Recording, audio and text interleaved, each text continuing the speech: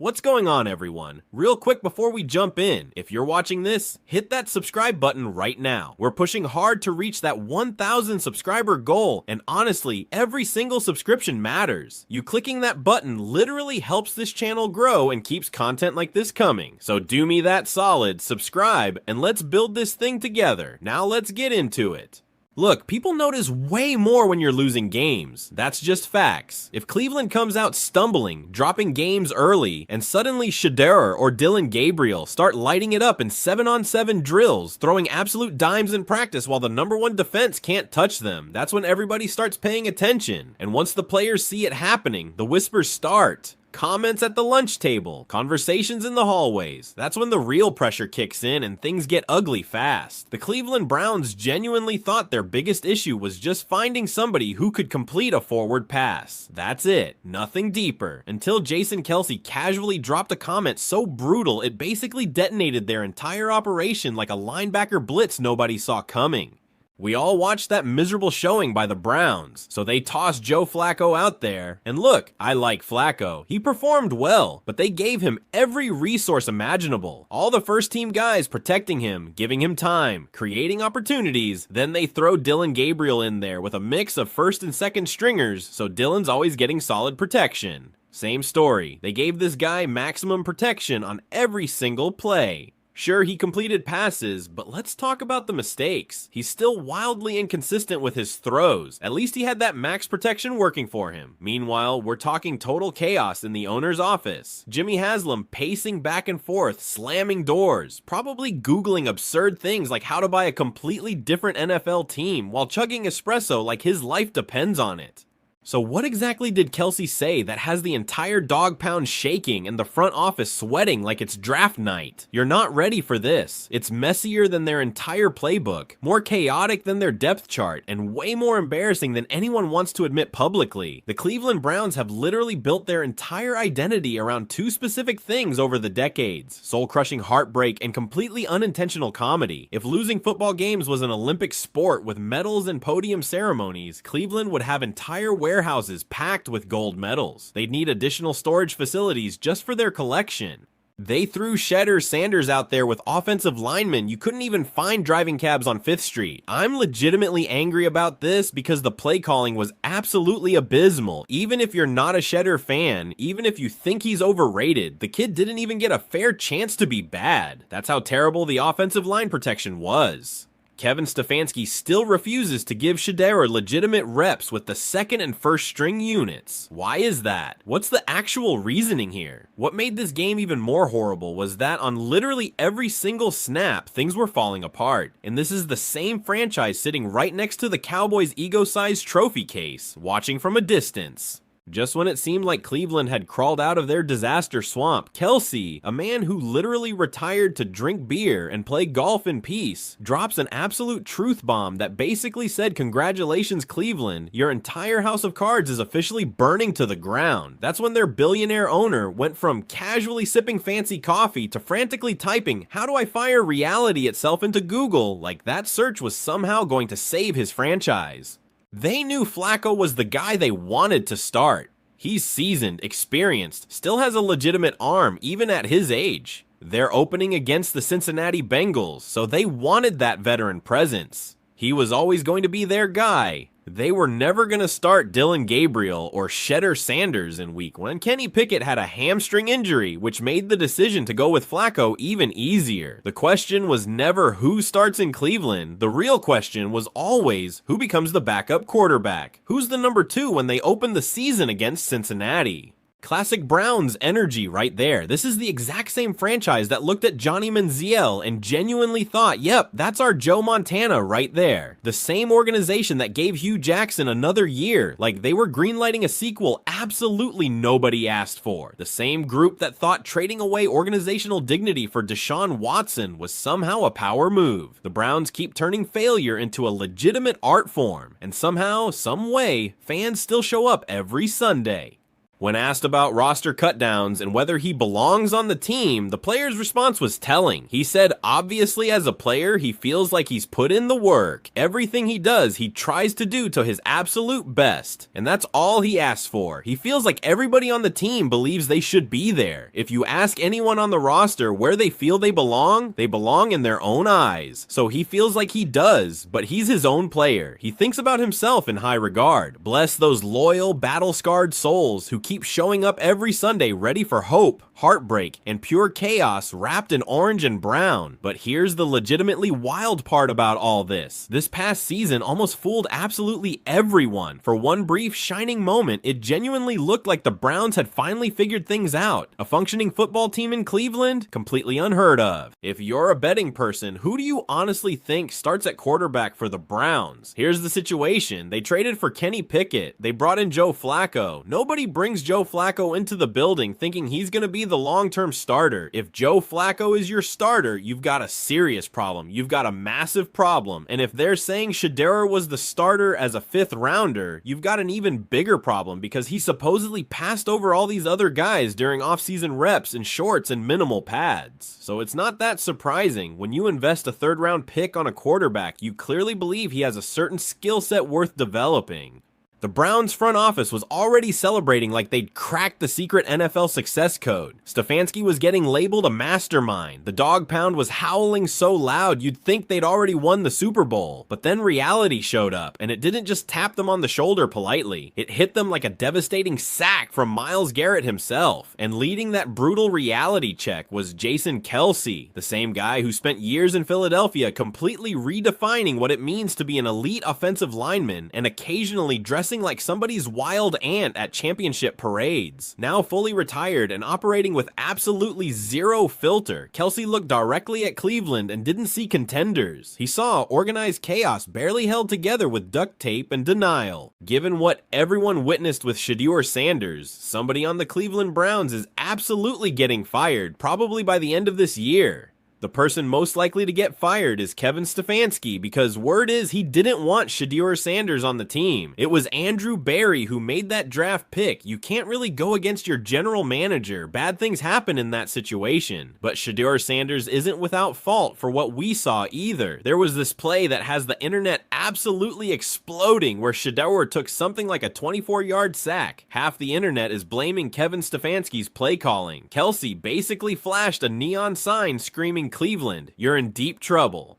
Normally, the Browns front office would just shrug off criticism. They've heard literally every insult in the NFL dictionary. But this time, it hit different because Kelce isn't some random keyboard warrior tweeting hot takes from a basement. He's a Super Bowl champion, a respected veteran, and someone who's lived inside a genuinely winning organization. When Jason Kelce talks, people across the league actually listen. And when people start listening, Jimmy Haslam starts losing his mind. You've got to have faith the size of a mustard seed, right? Because this is legitimately the greatest resurrection since biblical times. At some point, Joe Flacco was thinking about getting into television. Joe Flacco didn't have a job anywhere. And then not only does he come back and start for the Cleveland Browns late in the 2023 season, but they came back around to him again. He's now the day one starter for a franchise that just 2 years ago was in the playoffs. Picture Haslam storming around his office, muttering about loyalty while his assistants pretend to vanish behind their laptops. He's fuming, pacing relentlessly, probably one bad headline away from launching his phone straight through an expensive window. Can you even blame him? This is the same owner who sold his organizational soul for Deshaun Watson's $230 million fully guaranteed contract. And what did he actually get in return? Missed games, rusty performances, and a financial disaster that makes student loan debt look like pocket change.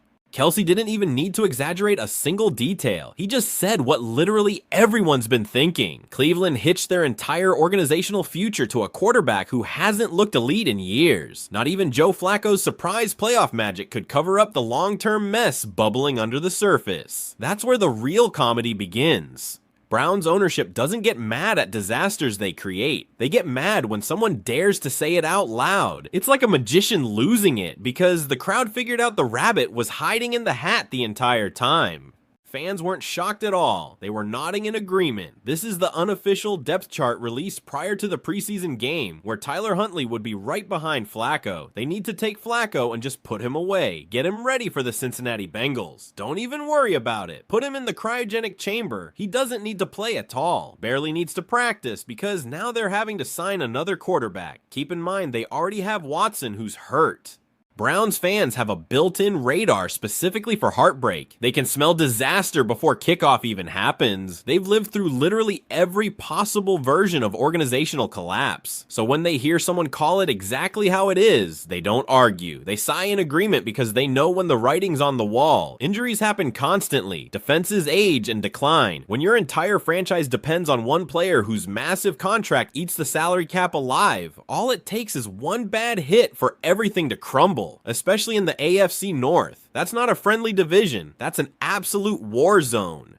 The Ravens have Lamar Jackson sprinting around like he's got cheat codes permanently activated. The Bengals have Joe Burrow, who could roll up in a hospital gown and still throw 3 touchdowns. The Steelers never break down. They just reload with more grit and more Mike Tomlin magic every season. Meanwhile, the Browns are that kid at recess who finally learned to tie his shoes just to trip over them 5 seconds later. Jason Kelce didn't just comment. He went straight for the sore spot with surgical precision. He reminded everyone that Cleveland's supposedly bright future looks less like a Super Bowl run and more like an unpaid parking ticket racking up late fees.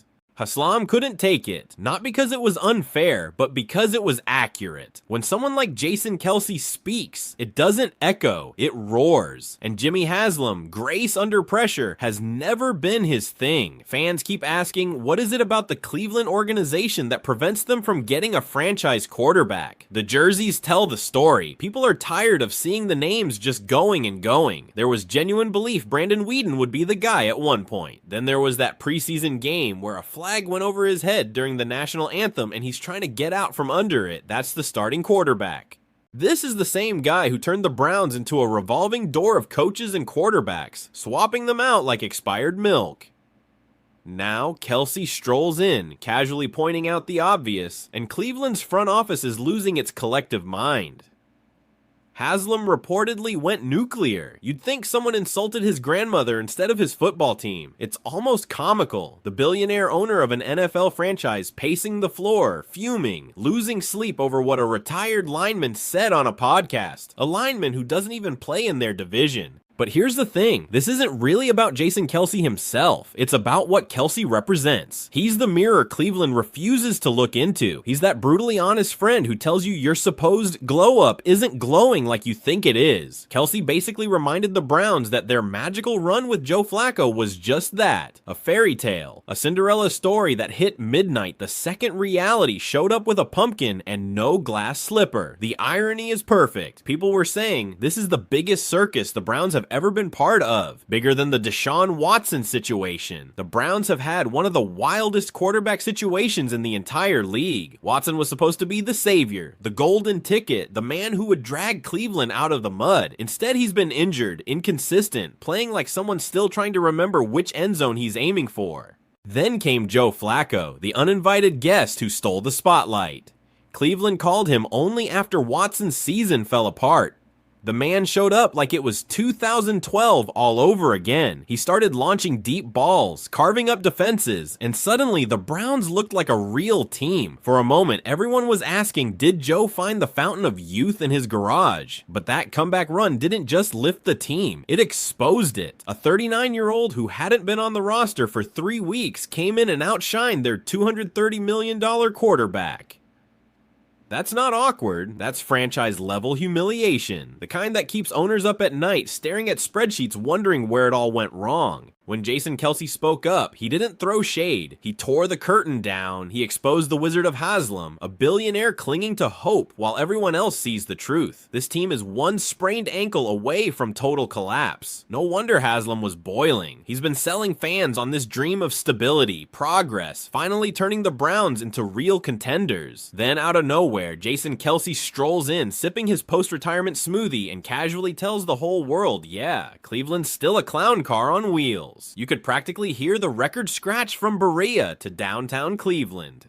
The fan reaction is what really sent Haslam over the edge. Browns fans weren't mad at Kelce. They were cracking up. They flooded social media with memes, sarcastic tweets about being doomed, and even thanked him for finally saying what they've been yelling into their pillows for years. When your own fan base starts agreeing with an outsider more than their billionaire owner, that's not criticism, that's a crisis. Then the media storm hit and it was brutal. Sports talk shows devoured this story like Thanksgiving dinner. Headlines screamed about a Cleveland crisis. Debates exploded over whether Deshaun Watson was the biggest mistake in franchise history. Rival fans from Pittsburgh to Cincinnati joined the pile-on for fun. The worst part, Cleveland couldn't even deny it. They could have a top 5 defense, a playoff berth, and a coach of the year winner, and still somehow they'd be branded as a disaster in progress.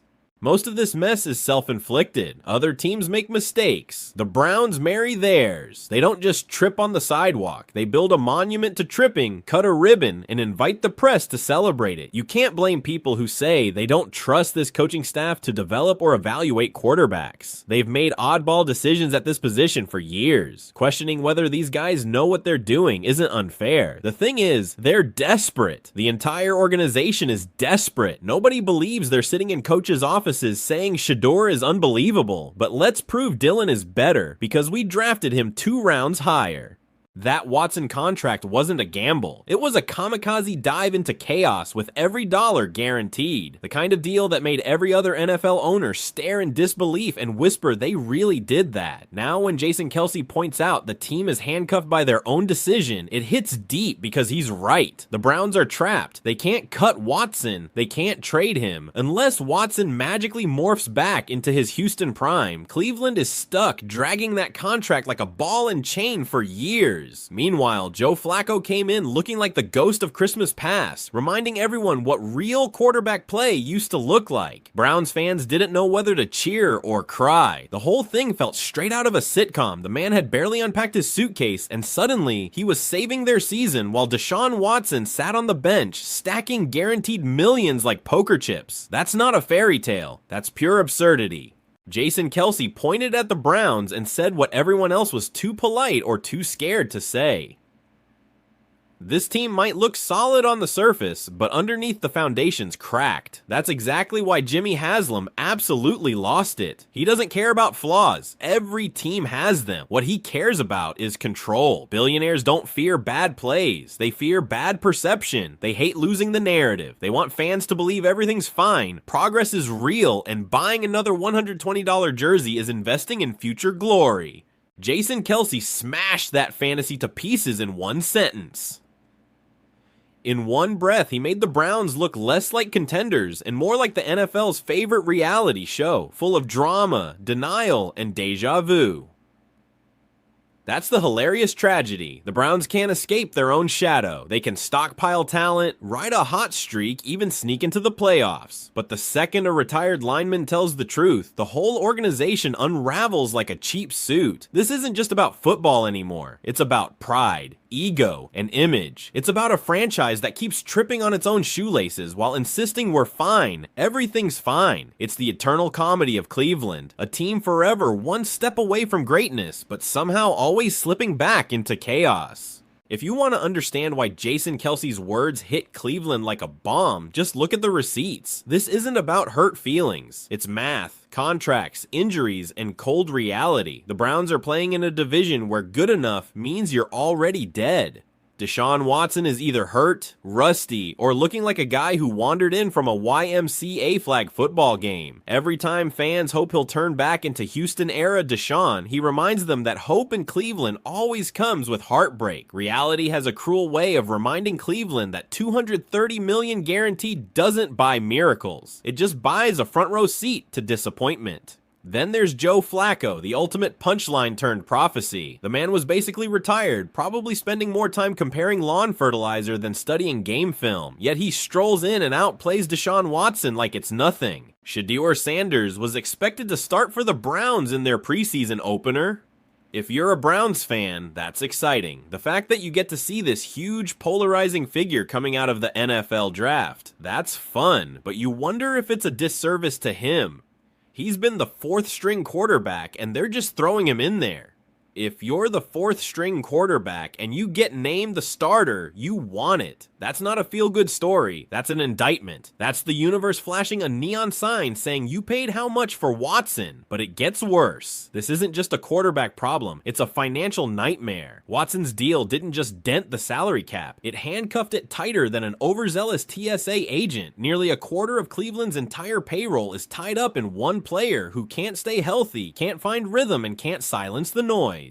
Every season, the Browns are patching holes with duct tape and prayers. Instead of building depth like real contenders, they're scrambling to plug leaks before the next injury wave hits. In the AFC North, that's a death sentence. This isn't a cozy division where everyone's mediocre. This is the NFL Hunger Games. The Ravens are stacked. Lamar Jackson's running video game plays. Mark Andrews catches everything within 5 zip codes. That defense makes quarterbacks question their life choices. The Bengals have Joe Burrow. Calm, cool, deadly accurate. The guy could throw touchdowns blindfolded with one arm behind his back and still grin for the camera. Then there are the Steelers, the most annoyingly consistent team in football. They might not know who their starting quarterback is half the time, yet somehow Mike Tomlin refuses to let them collapse. The man could coach traffic cones to 9 wins and still have them in playoff contention. Meanwhile, Cleveland's sitting there with a $230 million quarterback, no cap space, and a growing sense the joke might not be on the rest of the league anymore. It's on them. Where does that leave the Browns? Exactly where Jason Kelce said, in trouble. They're like the guy who shows up to a heavyweight fight wearing pool floaties, trying to act confident while everyone else is throwing punches. Sure, their defense was elite last season, but that dominance doesn't roll over year after year without real consistent support. Injuries hit, players age, coordinators get poached, and suddenly that unstoppable defense starts looking human. When that happens, all the pressure shifts back to the offense. That's where Cleveland's stuck in a nightmare, because that offense is being held hostage by one of the worst contracts in NFL history. A deal so ridiculous it should be dissected in college economics classes.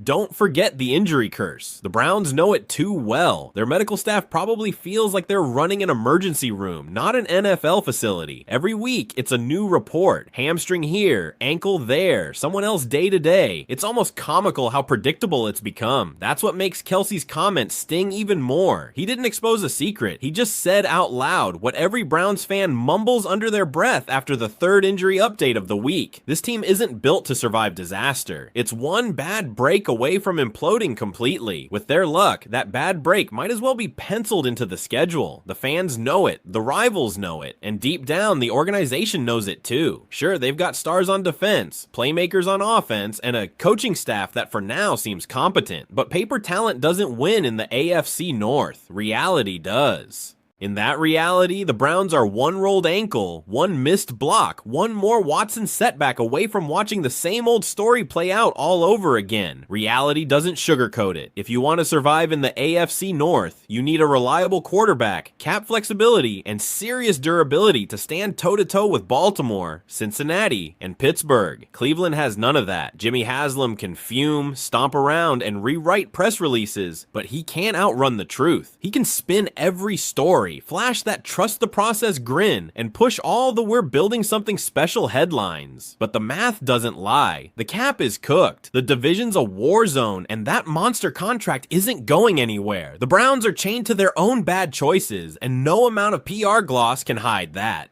Joe Flacco's magical cameo gave fans a temporary high. It was fun while it lasted, but deep down, everyone knows it didn't fix the foundation. It just slapped fresh paint over a cracked wall. So yeah, Cleveland Jason Kelce didn't just throw shade. He told the truth. You're in trouble, judging by the receipts, by the contracts, by the results. He's not wrong, not even a little bit. Make sure you hit that like, share, and subscribe button. Drop a comment below with your take on this Wild Browns saga, and I'll catch you in the next one.